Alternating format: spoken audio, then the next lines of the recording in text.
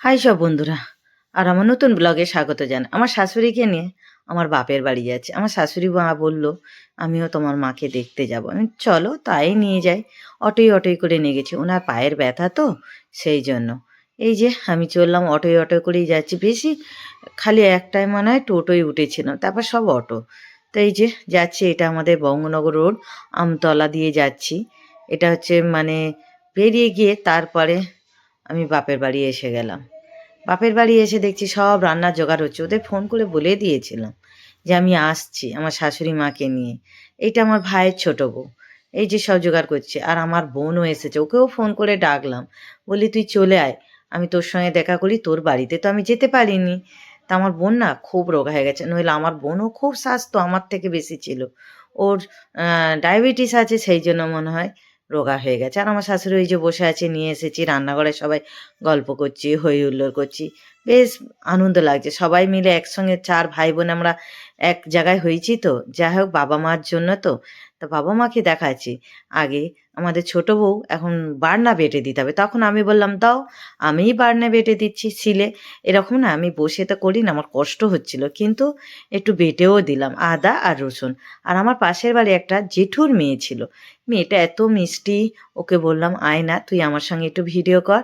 তোর এই ভিডিও ফটোটা আমার কাছে যতদিন ফেসবুক থাকবে এটা একটা অ্যালবামের মতো থেকে যাবে। তো সেই জন্য ও এসে এরকম পোজ দিল। কি ভালো লাগছে, ওর সঙ্গেও দেখা হয়ে গেল। আমার এত আনন্দ লাগছে বলে বোঝাতে পারবো না। তারপরে এই যে দেখুন আদা রসুন এগুলো সব বেটে দিলাম।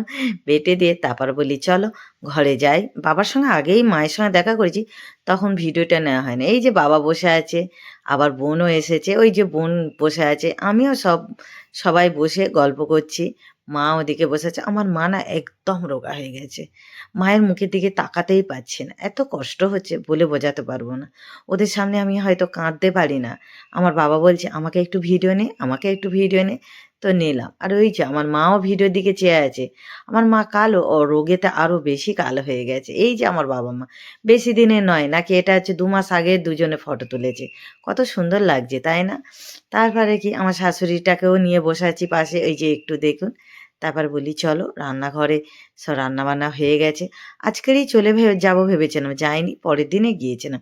সেটা আর দেখালাম না। চলো কি খাওয়া দাওয়া করি সেটা দেখি। এই যে সবাই আমরা খেতে বসে গেছি। আমি, আমার বোন, আমার 2 ভাই, তারপরে এটা হচ্ছে ছোট বউ খাবার দিচ্ছে। আর ওইদিকে বড় বৌদি, ওদিকে ওরা আলাদা রান্না করেছে। ওদের রাত্রেবেলা ওদের বাড়ি খাবো। সব আলাদা হয়ে গেছে।